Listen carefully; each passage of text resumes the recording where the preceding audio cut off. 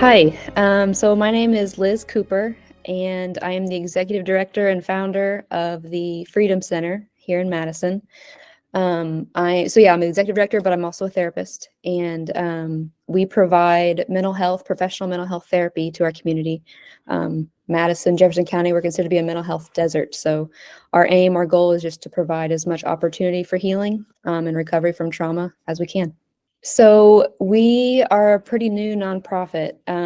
We got incorporated last year and started fundraising to be able to open. And we found a physical space, some office space that we wanted to use, but there was no office space actually there. So where we're located is the very top floor of an extremely old elementary school building. And so we needed to turn some very large classrooms into some smaller, more intimate setting type just offices, an office space. And we needed to put in some restrooms because there's no restrooms on our floor. So we just started to fundraise and kind of just spread awareness about who we were. And came into contact with Dora and Bethany Legacy. And we were actually ended up being their very first grant that they gave. And so I was completely and totally bewildered by that and so totally honored to have received that. And so yes, Bethany Legacy funded our renovation project for our office space.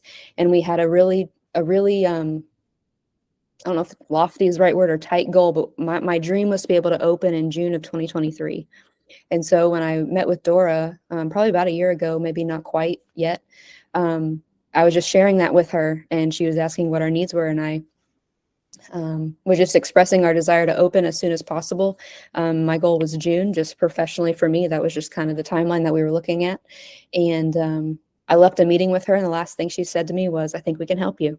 And next thing I knew, yeah, they had completely funded our renovations. And because of that, we were able to open in June. And so we've been open for therapy, full-time for therapy since June 5th of 2023.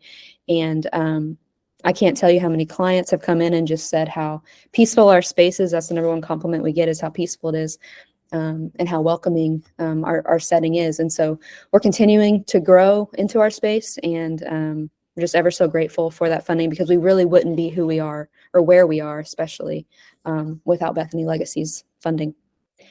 So something that I'm hoping really sets us apart from other therapy offices, not just locally, but just in general, setting a new standard, is we have a fee for our sessions, but we don't turn anybody away based on their ability to pay.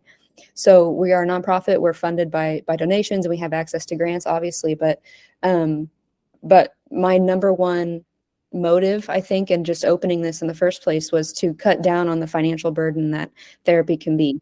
I do not believe that healing should only be attainable for those who can afford it. So that's a big thing that sets us apart, and that I hope we continue to prioritize here throughout our life as the Freedom Center. And we have a number of clients. The majority of our clients pay something towards their therapy. Rarely do they all pay the full amount. And so the impact that we're having is that we're allowing therapy and this approach to healing to be affordable and accessible.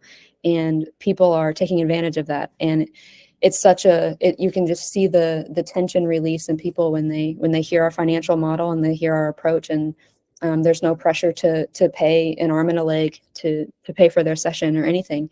They're able to pay what they're able. And that's all we ask. Pay what you can. And if it's a different amount every time, that's okay. And if it's the same amount every time, that's also fine. And if it's nothing, that is fine. That is what we're here for. Because what really matters is this. We want to break the cycles of trauma, and we want to break the pain of unresolved trauma and hurt and brokenness and loss, betrayal, all of it. And you can't do that if you're stressed financially, and you can't do that if you don't have the space to do it or the time to do it. And so we want to do what we can to meet people where they are in every way, but we're trying really hard to do that in the financial area. So another standard, and something else that I feel like sets me apart personally as a therapist in a lot of ways, is that when I work with my clients and I work with people, I want to get them to a place where they don't leave my office or leave therapy altogether just with a bunch of coping skills.